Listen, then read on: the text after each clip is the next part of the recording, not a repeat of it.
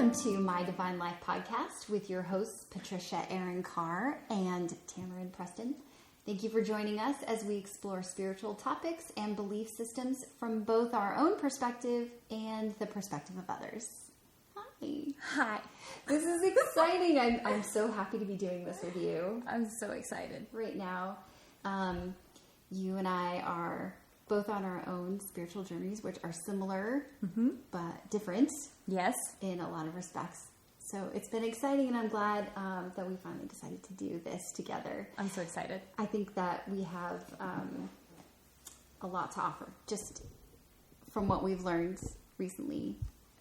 And I'm excited about learning new things, too, which I know this will be a good mechanism for. I agree. Yeah. I'm very excited about today's topic because it has something to do with that until 15 minutes ago, 20 minutes ago, I was actually completely unfamiliar with, other than hearing the term, not knowing what it was.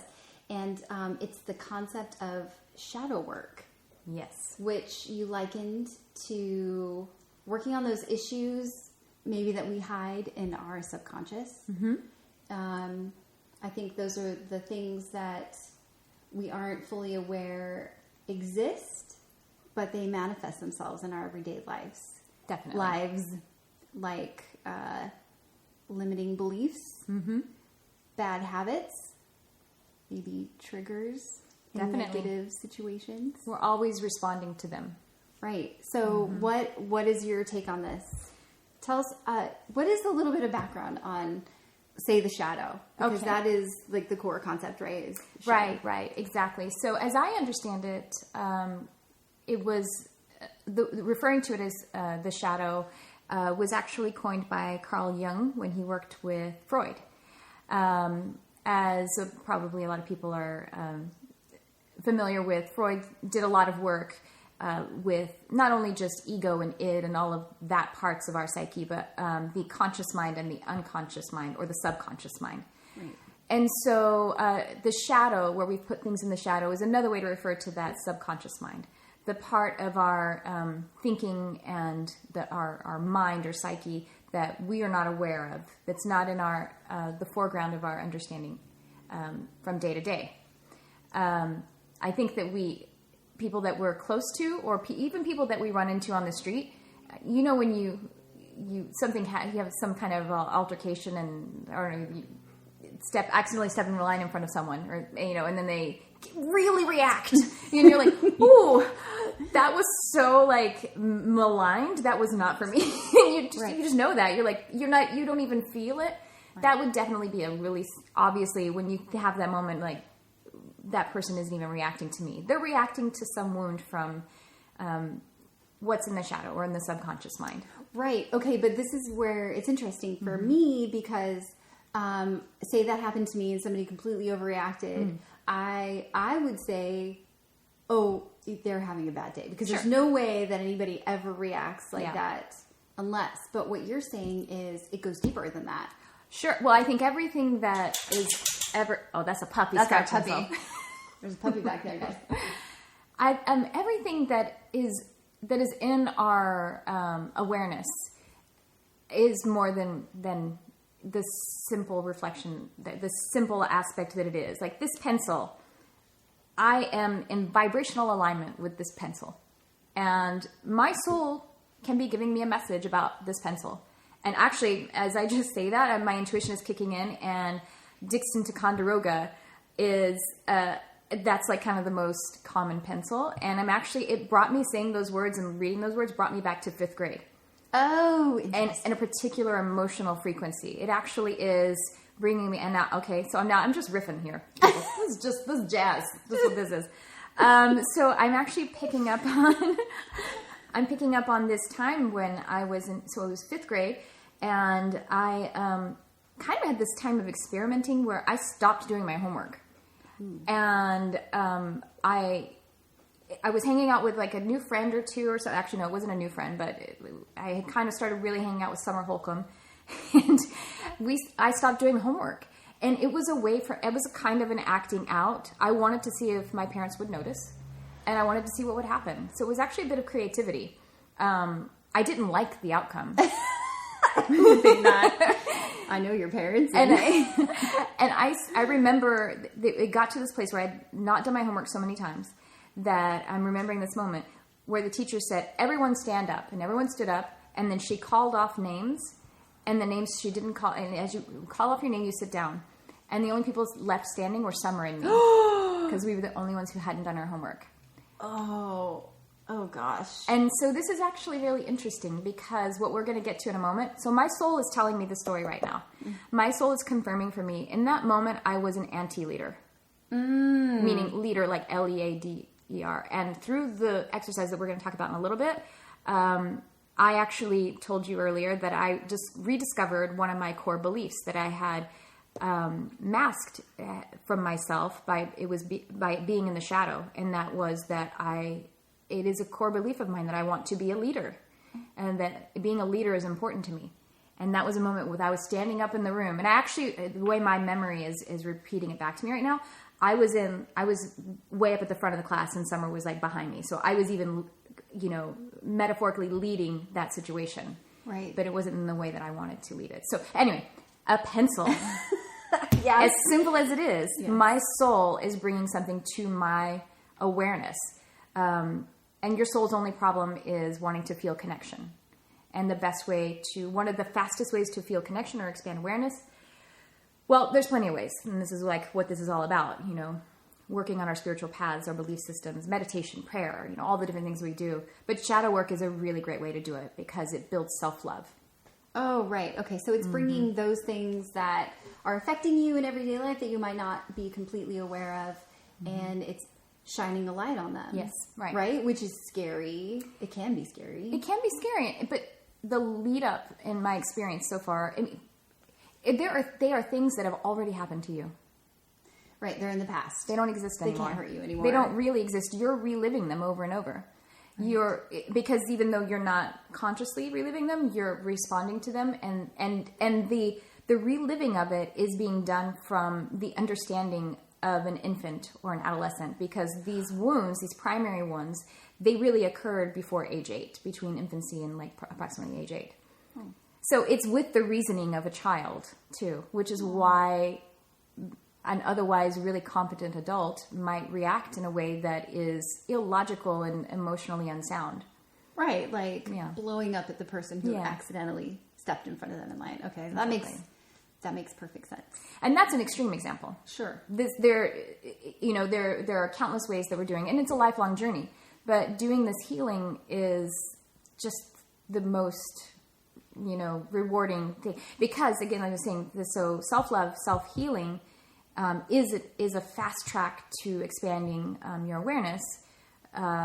Because, we in this podcast, we want to talk about all kinds of beliefs and belief systems. And a lot of people probably know that the golden rule is in some version in pretty much every major religion or belief system. Right. Love thy neighbor as thyself. That's how it's phrased in the Christian aspect. So in that principle of loving your neighbor as yourself, the foundation of that is loving yourself, because you can't love your neighbor more than yourself, as yourself. Right. So loving yourself and healing healing this division between yourself is the key to being able to be connected. Right. With others and everyone. Yeah. Okay. So I would like to take a step back actually. And you talked about one example of how this what we keep hidden in the shadow affects our everyday life. How would we see that manifest what are some other examples of that? Because people from that example might not click with them, but sure. What are some other things? Yeah. So on a personal note, because I already mentioned how I really brought into conscious awareness my core belief or my core desire to have positions of leadership or a position of leadership. Right. So then how that manifested, how that being in the shadow and being basically a wound that I was responding to. A wound. Okay. Yes, So let me explain that. Yes. Mm-hmm. Let's expand on that really quick before you move forward, because that's essentially what it is. It's a wound that was created a really, really, really long time ago that's still affecting us today. Exactly. Okay. So in my particular situation regarding leadership, and this is an onion, so I'll probably discover other things that, in relation to both the positive and negative, the polarities of this, I'll uncover different things. But a theme from my childhood with my parents was children are to be seen and not heard. And so if that was basically what my parents were reflecting to me, that was literally told to me several times. That was something, and then it was enacted upon me a lot. So if children are to be seen and not heard, but I'm a leader, so my adolescent, childhood, I have to win the favor of my parents. I have to be in their favor because I depend on them to survive. My body needs them to survive. That's the reality of being a human. But my perfect soul is inside that body. My perfect soul is radiating. I'm a leader. Like I've come here to be a leader. Yes.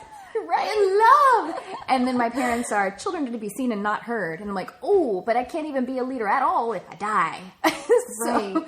So then I take that leadership desire and I put it in the shadow because I believe as an adolescent with my limited capacity to reason that if I continue to pursue that aspect of my personality or my being, I will lose my relationship with them and I will die. And so I hide it. And so now I basically have wounded myself. I have a kind of a critical wound in my being where I have two me's now. Oh. One me that I'm hiding and one me that is pretending like she doesn't exist. Oh, interesting. And that's what the shadow is. It's in the shadow because I'm hiding it because I need to because I'm going to die otherwise. Oh, goodness. Yeah. So then fast forward to me being 20 years old and I am in a relationship with a person that completely dominates me. So I'm still in that extreme of hiding it entirely. I have no life of my own. Right. You cut your hair the way he wanted. You dressed the way he wanted. I didn't have a car. Didn't have a car because he was controlling the finances. Meanwhile, he didn't even, I was making all of the money, but he controlled the finances and that he, spent too much of them on addictive behaviors and and so I didn't have a car, so I couldn't go very far. Right. This was before Uber. Well, before. Was there a time before Uber? Let's talk about that. I don't think so. I don't think so. So that's like my 20s, and so that went on for a while, and then I decided to not die. And actually, when I broke that relationship, I had a moment where I thought I was going to die. And not because I was like so in love with him or whatever. I also thought I was going to die by staying. Mm-hmm. So I'm still reliving that old wound of I'm going to die if I don't pay attention, if I'm not a leader, or this polarity of leadership or non-leadership. Right. And then I move into my 30s and I pick a way better partner, way amazing, totally supportive, going to allow me to do anything. But then I'm still moving through with different expressions of my life that are getting a little close to it. And then I start to express some leadership, but it's still not perfect. They haven't been perfect yet. Not that I expect perfection, and then, I start to gain a little ground when I do something like take leadership positions and allow myself to do that. Right. And along the way, even when I'm taking leadership positions, I still struggled with taking the leadership position and then apologizing for it. Then I was in that place and that's the worst, Well, and I'm actually glad you mentioned that because even though we're speaking about this in a spiritual sense, mm-hmm. People do that, mm-hmm. and probably it's related back to these things that, these behaviors that they learned in childhood, but we do that. Like, we want to hide, we want to apologize for being ourselves, we want to, and that is, but you're saying that that's something that can be overcome. Yeah, definitely. I mean, conscious awareness, you shining a light on it, that is, can overcome anything, and certainly, and then specifically related to this, what is great about it, and so psychology, sorry, I'm kind of rambling. Psychology definitely addresses a lot of this. In my experience, and that it completely depends on the practitioner, how efficient it is. in my experience with psychiatry or psychology, talk therapy can be really great because that's what we're doing. We're talking and we're trying to explore, and then the alt-right and how does that make you feel? But because they are meant, this is something I just discovered the other day. For me, one of the primary problems with psychiatry and psychology is that the practitioner is asked to be completely objective, which is an impossibility because we're human. That's right. And if they could actually use their experience in their body and their being, if they didn't have that unrealistic expectation, I think and I should say when they are, because they certainly are. Plenty of them do that, even though the science would tell them otherwise. I think they're a little more effective because then they can meet the client where they are and co-heal. Right. Really. Right. But sometimes psychiatry and psychology also will focus a little more on the symptoms. Rather than shining a light on that wound, the cause. That's exactly right. Mm-hmm. So they want, you've had this wound and it causes you to be anxious in some areas of your life, mm-hmm. or, I see what you're saying. Mm-hmm. So they're treating anxiety instead of saying, yes, anxiety, and that needs to be addressed because it does. Mm-hmm. Like it's a real problem. It can be debilitating. But let's go a step further and let's find out why. Like what happened? What was that event that caused this? And even when they do that, sometimes they'll go back and why? And they do because they're like, oh, and your mother and all this kind of stuff, whatever it is. But what you need to do is go even deeper in and be with that child that was so powerfully wounded and feel all of those feelings for that child. Oh, no, it's so scary. That sounds so scary. Did you do this? I've been doing this. I want to cry because... But see, it already happened to you. You're right. The experience already happened mm-hmm. to you. You were already told you were to be seen mm-hmm. and not heard. Yes. So essentially, shut up. Denying you, denying the fact that you're this whole person, even mm-hmm. though you're 5 or 6, they were denying you as a person. Yes. And that created a wound. So you go back, you sit with this wounded 5 or 6-year-old, and what do? You tell them, look, they made a mistake. There's a few ways you can approach it. So when I've done it with a client, you can, whatever feels natural to the client. There was this one client that I had fairly recently, and she went back to when she was actually in the hospital still, in the little, incubator, and then like her parent, I think she was born in the 60s, and they still had them like looking through the glass. I don't know if they do that anymore.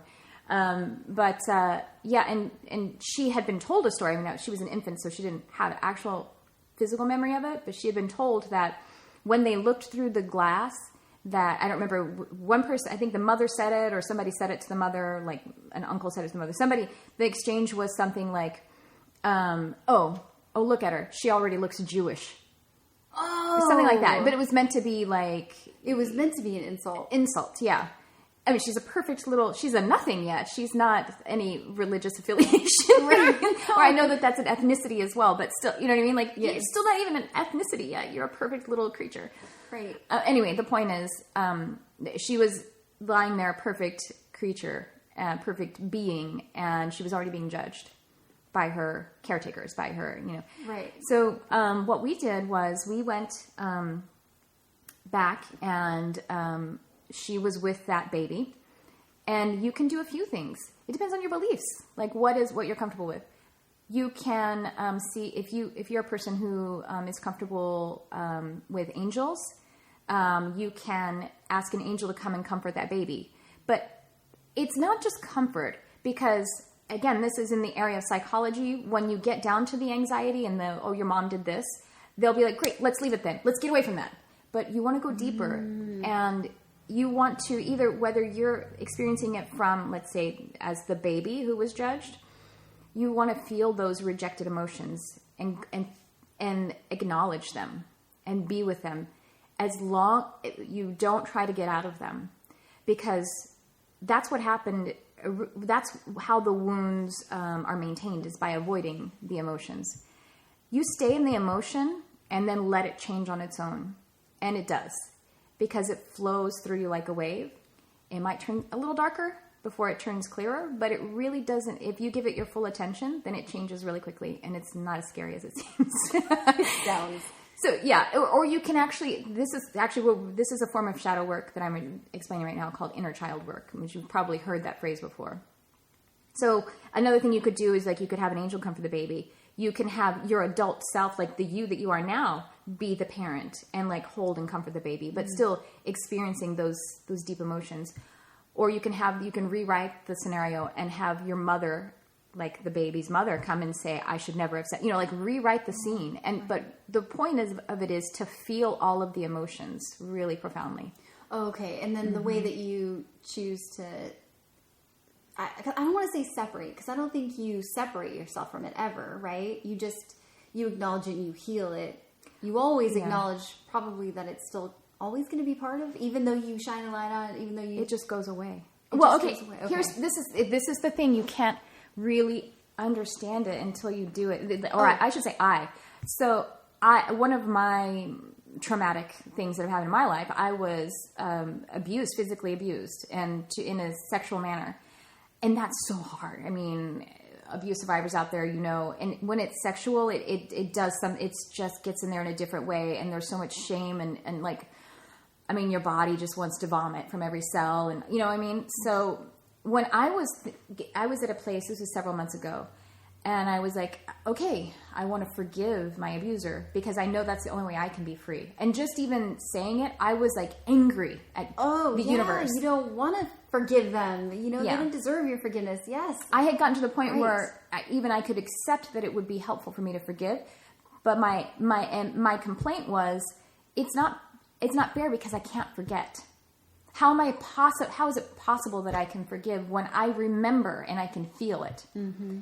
And I was angry about it. And so I just released it at that time. So now I can feel, and it's a work in progress, but I can feel a great deal of forgiveness. I'm really, really deep into the forgiveness. And once, by doing like some of the shadow work, once I really traveled into that, afterward, it's not that I don't remember it. Of course I remember, but it has no charge. Oh, interesting. It's weird. It's like, how is that possible? Right. But it's more like a movie. Mm-hmm.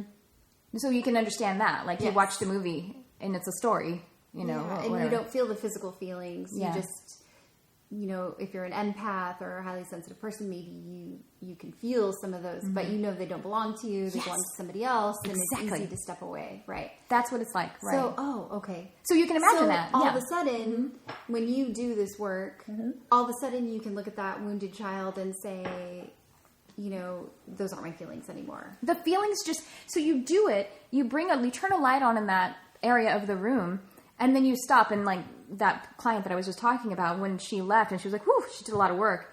And I was like, you don't have to do anything else. And she's like, I don't? I'm like, no, you've done it.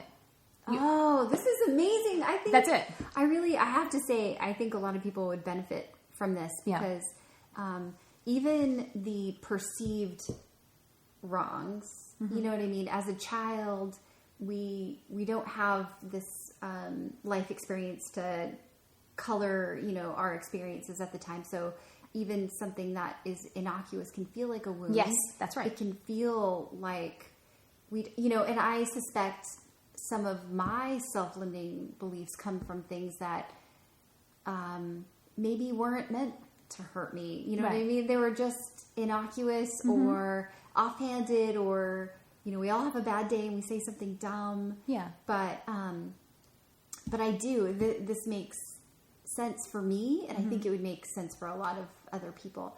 I kept, when you were talking about like shining a light on it and then being able to separate yourself or whatever, I kept thinking of something that we'll talk about in another podcast. But stay tuned. Is cutting cords. Oh yeah, yeah. Right? And that is maybe another way to to heal this shadow. That could be part of shadow work. So I don't Yeah, I'm definitely. sure a lot of people have heard the term, cutting a cord. Yeah. And that has worked for me in my life, but what is another way to help heal these wounds? Okay, so I was just, I guess the best way to talk about it is I was shown, my guidance brought forth this little technique to do it. I mean, there's all kinds. I mean, I don't know. I'm sure you could Google and find tons of different ways to do shadow work. So yeah, this technique just developed and it's been very impactful for me. So before I explain that, I have to digress to explain what leads up to it. Yeah. Okay. So, basically, as everyone knows, everything is energy. Everything that's physical is energy. Energy. Hello. That's okay. It's one more. It's a live broadcast. You still have a landline? I know, right? What do you use it for? Totally weird. You use it so that 911. Oh, for 911. And to give telemarketers something to do telemarketers during the day. Yeah. No, but they call your cell phones now. Yeah, and I know because it always comes from like a 480 number. That's so like GoDaddy. I don't. Yes, that's right. That's right. Send those right to voicemail. But that is the only reason we still have a landline. That's right. Yeah, this is live broadcasting, people. Might hear a dog bark. Yeah, or growl. Yeah, might or groan. So okay, energy. Yeah, and energy expresses in waves and particles. So basically, science. Check your hypotenuses. It's not my line. I robbed it from something. I don't think that's applicable.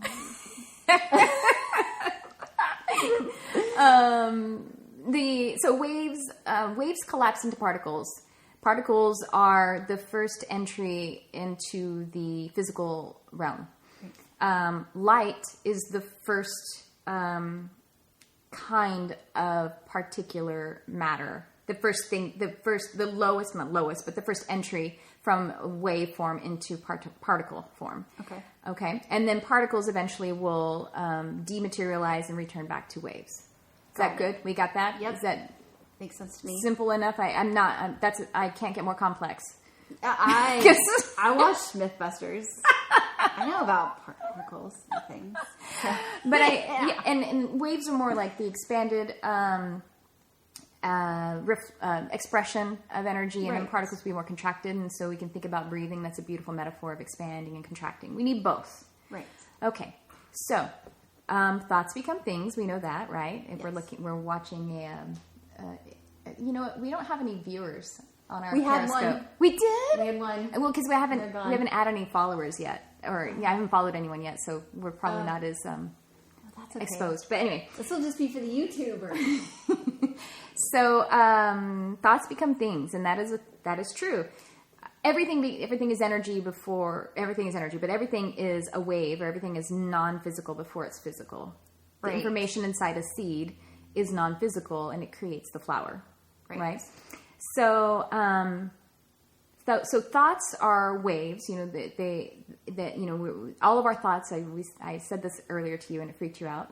Oh, all of our thoughts still exist. No.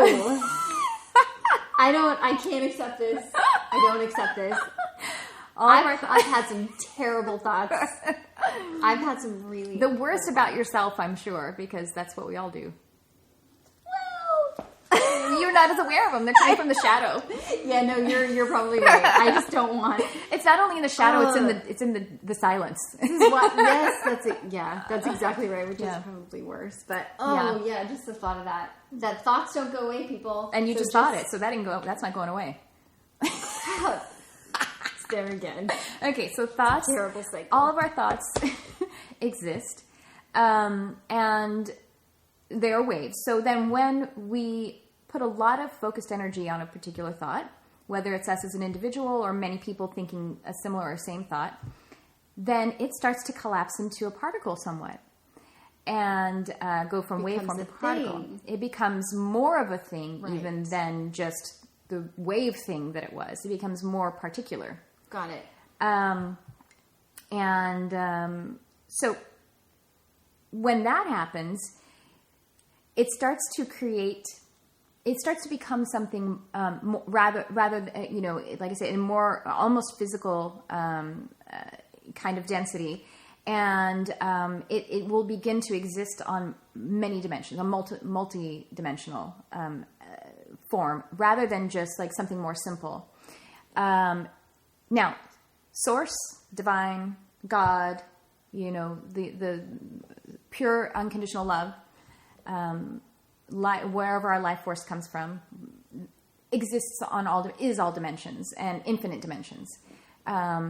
Angels, for example, or high order light beings exist on all dimensions. Our souls exist on, or our spirit, the eternal part of us exists on all dimensions. Thought forms don't exist on all. So thought forms is what it becomes. So when we think a thought a lot, or there's a lot of focused energy on it, whether from an individual or many people, it's something in this form that is referred to as a thought form. Okay. There's a word, tulpa, that I've heard Teal Swan use. And I think she says that's an ancient Sanskrit word. But it's thought form. So it's not just a wave of a thought. It's now starting to have form. So this is why something like demons exist in some people's perspectives. Okay. Demons are not something that were created by source. Or anything, and they're in all cultures and beliefs systems. Not in all, actually. I'm sure there are probably plenty of belief systems in which they don't exist. They don't exist in my belief system, right? My personal belief system, right? Yeah, but people can have shared experiences because they have created a thought form, and there can be a lot of similar thoughts in that area, and that's why they have those experiences. So. The reason I'm bringing that up is because it leads to the exercise that was developed with me, through me, given to me by guides. Do you have any questions so far? I don't want to keep yammering. No, okay. I don't think so. For me, I think it's making sense. Okay. So far. So it occurred to me, or it was divinely revealed to me that, remember that kid that could be seen and not heard? Yes. And then there's the kid who has a divine value to be a leader. Yes. So these are two me's. This one that is to be seen and not heard, who believes that, is a thought form that I created because I've been believing in her my entire life. That's right. So it's basically like, I'm fractured. We're all fractured. So you can separate that almost like a personality.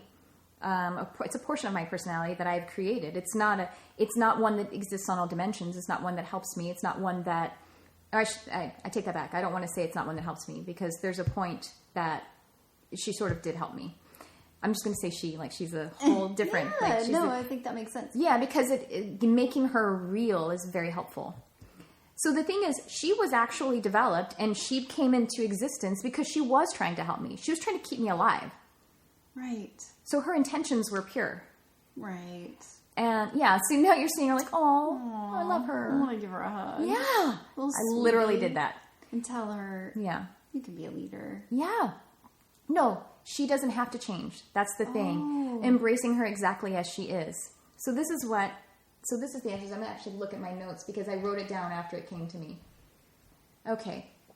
So I called this exercise so far, thought form self-release.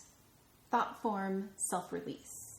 Yeah. Got it. Okay. That's just what I like pointed it so far. Okay. So wait, let me just recap before you get into this because there was a lot of information. Yeah. So we have this thing that happened in childhood and it's caused a wound. It's caused us to deny an actual part of ourselves.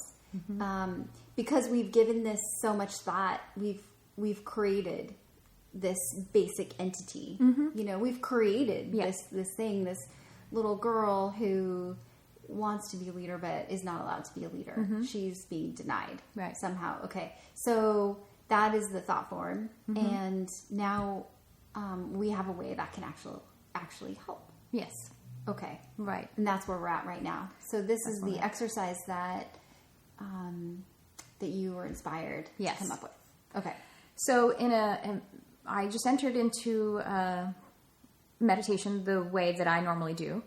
or I mean, a meditative state, not necessarily, my meditations aren't necessarily transcendental, strictly, because I think transcendental meditation is often about, just stopping all thought. I mean, and I am stopping all thought. I basically hand the thought over to, the divine. That's how I feel about it. But I go into alpha brain function, and, visualizations begin. But I went in with the intent to, recognize this thought form self. And so what I did, I wrote down, so recognize a thought form of yourself that needs releasing. Mm. So basically I went into my meditation and I saw myself actually elevating up to a higher dimension than I normally exist in during my meditations. And so I went up there and I saw this thought form self of me. And as I did that, actually, into the picture came Jesus, because, and I'm not Christian religion, but Jesus is an ascended master that I have a lot of connection with. And he's like a really important teacher in my life. So Jesus entered, and I was like, oh, okay, apparently I need Jesus' help. Jesus like, I got this. Girl, I got you.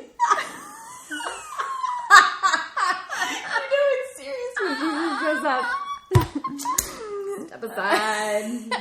You need Jesus. I have a t-shirt that says, I know, y'all need Jesus. I should be wearing it right now. You should be wearing it right now. Okay, so Jesus showed up. And the thing is, what's interesting, the reason I mention it particularly is because I feel like sometimes Jesus shows up, and then I'm like, oh, because I wasn't looking for him. You know what I mean? I didn't invoke him or invite him. But he showed up. So it's a couple of times he showed up and I'm like, oh, okay, I really need to pay attention right now. So that happens sometimes, like guides or angels or whoever in my meditation, they will show up, like a high, vibrational entity or being will show up and I'm like, oh, I need to be paying attention because I wasn't looking for them. Right. At least I didn't know I was looking for them. Right. So anyway, Jesus shows up and, he's, just holding the space basically is, I guess, one way to look at it. And so, I was with her, this thought form of myself. And I listened to her. I felt into her. I spent time with her and I let her feel all of the ways that she was created. From not just children are to be seen and not heard, but all of the other things that she experienced. All of the things that how she was also wounded. And then I stayed with her for a while and I felt all of her pain and I had compassion for her. I had empathy for her, meaning that I both, I empathized with her so that I felt it with her again. And then I let it turn into compassion, I just continued to be there and I didn't rush anything. It can take, I don't know how long it can, will take. It just didn't matter. And then after a while, I started to see the good work she had done, because the times that children were to be seen and not heard in a way that seemed real, she was looking out for me and I was she was keeping me safe. And that was always her intention. And I honored her for all of her intentions.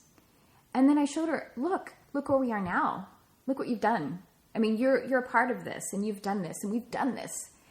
And, just really spent a lot of time with her. And so then I said to her, because I'm a medium, and I just realized that she could be crossed over into the light. Ooh, interesting. Yeah. See, this is new. You have not told me this. No, I haven't. This is amazing. So a lot of times when mediums are crossing over ghosts or entities that are supposedly negative or bad, that's not, I'm not saying, placing any judgment on how that happens, but it's not like I'm casting her away. It wasn't that at all. Sure. What I did was I basically said, you've done such great work and look what we've done, and really bonded with her. And I said, you can graduate now. You're welcome to graduate. I thank you for your work. Oh, wow. I'm getting a little emotional. Oh, that's so sad. I have the chills right now. That is. And I thanked her for her work. And when I told her, you can graduate now, you can go home and you can have your healing. Essentially, in a less emotional, like just crude way, I don't need to believe in her anymore. I can withdraw my thoughts from her, and then she can dematerialize and become a wave. Like the energy that is collected in that thought form, I am consciously affecting dematerialization so that it can become waveform again. And that what that looks like is going into the light, basically going back to source and being changed back into neutral energy. Oh, that's interesting. And that's what happens with ghosts and entities. You know what I mean? Like that's what that is anyway. Yeah. Right. Go ahead. Sorry. No. I love that. That makes so much sense, especially if you look at it in the broader sense that there are those who believe that we are all one. Mm-hmm. You know, there's no difference between you and I, and that when we go to heaven, like these names that we were given, we don't need them anymore. We don't respond to. That's something that we do here. Right. Because we're individuals. Yes. But when we are, because we all come from source or divine or spirit or God or whoever, we all just become one again. Exactly. You know, we're all that connected. Mm-hmm. And so you were able to do that. And it's interesting because when you talk about mediums and how they assist, spirits or whatever to cross over, we think of that as a completely separate person, completely separate, and we move it on. But what you're saying is this amazing concept that we can allow parts of ourselves, or these things that we've created to help survival, whatever, they don't serve us any longer, and now they can let their own healing begin.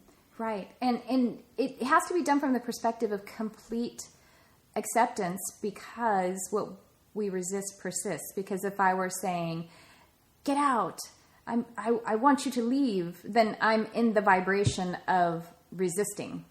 And so then that actually that's where I am. I'm resisting something. Something's not going to go away because I need something to resist in order to be in the position of resistance. You know what I mean? Like that's the frequency that is. Right. So that's why really accepting her and honoring her deeply, and like looking her in the face and being in love with her. Right. Just feeling such gratitude for her. Yes, gratitude. Getting to a place of real gratitude. So actually, I digress. Before I got to the place where I crossed her over, which I haven't quite done yet. So what I did along the way of feeling all of that appreciation and getting to gratitude with her is I do this a lot in other shadow work too. It's a modified version of this Hawaiian kind of prayer and technique itself, and it's called Ho'oponopono. That's actually close. I got it pretty good. I didn't stutter. They're supposed to be. You're bilingual. Okay. So Ho'oponopono is it's actually, they do it in their family. The way I've modified, just to shorthand it, is to take this, in this situation, I took the thought for me, and I said these statements to her. And as I said them, I tried to explore all of the ways that they were true. So the first statement is, I'm sorry. And so I just explored all of the ways that I'm sorry was true with me and the thought form me, who believed that she should be seen and not heard. The next is, I forgive you. That's interesting. Yeah. And so I just explored, again, all of that. Yeah. What would you have to forgive her for? That's the thing. You explore it a lot, and sometimes, and if you can't find any truth in that phrase, then your work is already done. Well, I could say, I forgive you. I forgive you for when I believe. Okay, so there was a time that I believe you were holding me back. There was if there's any portion of that is true, I forgive you. You know what I mean? Oh, yes. Yeah. Okay, that makes sense. There's a part of me that would believe that you are, that calls you a limiting belief. Oh, and if you are limiting me, I forgive you. You know? Yeah. It's just, you know how forgiving someone just brings you so much closer to them. So that's the only, right now, the only way I can feel that I could make that true in any way. But really explore it. And you can't be wrong. You can't say anything that's wrong, because as you say it, it may not feel like, so like if explore that. Like, I'm sorry, I forgive you for holding me back. And even as you utter the words, whether, aloud or in your mind, you're like, well, that's not true. But because just expressing it or getting close to it, you've now changed it. Just like, that's why we feel the emotions really deeply. Right. So if you come across something like that, you're exploring ways to, exploring topics of conversation, I guess, really. Sure. If you come across something that doesn't resonate with you, either it's already taken care of or it was never. Yeah. And it doesn't never matter. a factor. It doesn't matter when or if it yeah. Okay. But if it showed up, it deserves attention. Good. Got it. I mean? Okay. Yeah. Yeah, that makes perfect sense. I'm sorry. I forgive you. I love you. And I love you next, along with I love you is thank you. Thank you and I love you kind of happen at the same time. Because it's like, I love you, thank you because this, actually it's thank you and then I love you just naturally is always naturally the follow through there. Oh, got it. Okay. So that's it. Those I just find those 4 statements a really great way to explore all of the ways to really relate to and to feel all of the emotions. Yeah, that's right. Of that wounded child. Then she began as a wounded child. She's not just the 5-year-old or the infant or whenever it was that she started to begin to become a thought form. She's been with me the whole time, unchecked. Yeah, I've been contributing to her. My thoughts have, unconsciously continued to contribute to that thought form. Right. And over time, I guess she grows and becomes more real because you're still feeding her with thoughts. And so that makes sense. Could you, I know we're running out of time, but okay. So you had this, because you had this child who was injured by the children should be seen and not heard. I guess I have, one of my limiting beliefs is maybe that I don't deserve to have, and I'm sure that started in childhood somehow, but I know that it's a really common thing that a lot of people struggle with. Like we just feel like we don't deserve this, whatever this is, fill in the blank, and so we sabotage it or we find ourselves just feeling unworthy of it. And so sometimes these things go away. Sometimes these things that we really wanted in our lives, we just couldn't accept that we deserve them because we don't deserve to have. Right. Right. What is a way, like if we were going to run through your exercise, how would we meet that child? What would we tell her or him? And so that could be released. Well, one way to start is obviously in your, very relaxed mind and, focus and everything. One thing you can do, so in the area of not being able to receive, not being able to have, you can ask yourself, when was the last time I felt this way? And just ask yourself that. And whatever comes to mind. Even if it's, no matter what the scenario is, whether it was last week, whether it was 10 years ago, whether you're sure it happened or not, if you imagine it doesn't matter. You dreamed about it. It's fine. It doesn't matter. Whatever shows up, whatever scenario, whatever feeling shows up, pay attention to that. And then explore that and try to take down, what's really important is to feel into it. And what I mean by that is to just be with the emotions and stay with each emotion as long as you can until they change into something else. And the other question, after you ask yourself that and explore it, you can ask, when was the first time I felt this way?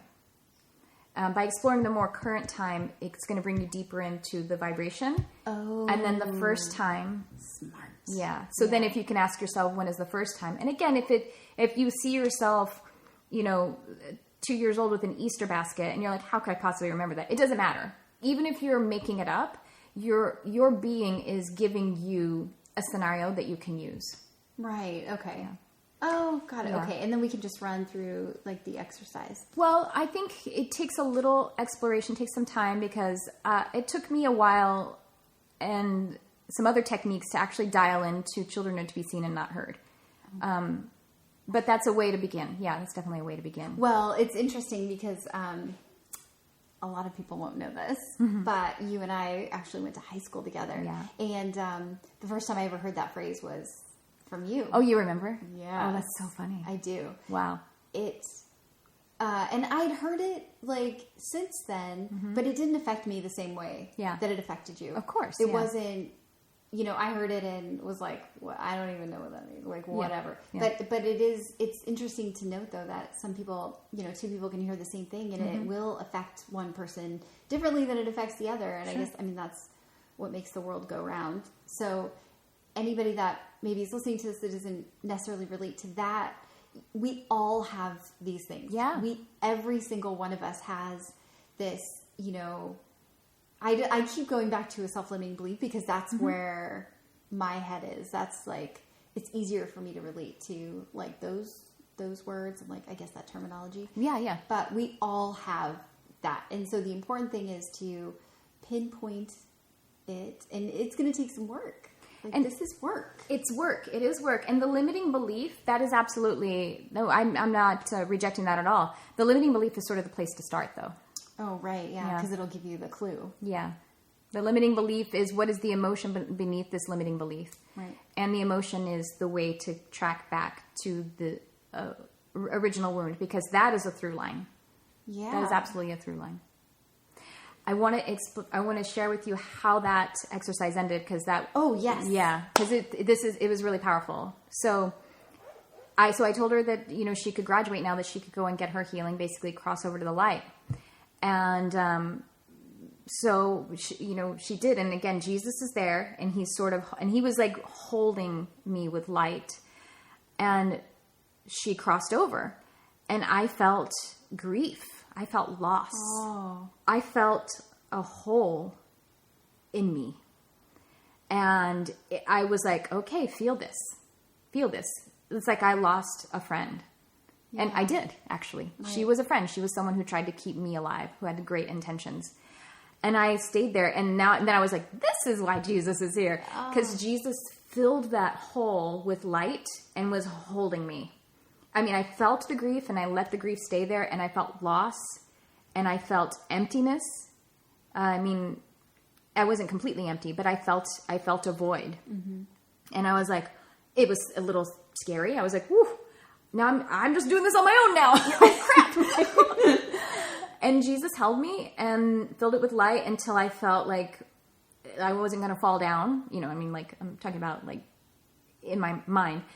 And, and then just wrapped me in light and did some light work. And then eventually, I came out of my meditation. But that was another part of it. That's how much she needed to be honored, was that I was going to feel that loss anyway. I wouldn't have known why, If somehow I had vibrated out of her frequency, I would have, it feels like when you do, I remember you talking about a time when you felt like all of a sudden you had some bondage taken off your hands. Yes.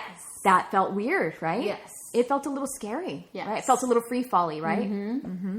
It did. And so you had just done basically this kind of work just naturally. You had vibrated up, you had raised your vibration, and so something just naturally fell off, rather than pursuing it head on like we're doing here.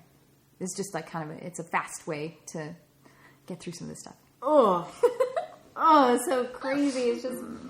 It's amazing, how much better you can feel after something like this, because now I don't think you attach the same energy to hearing that phrase.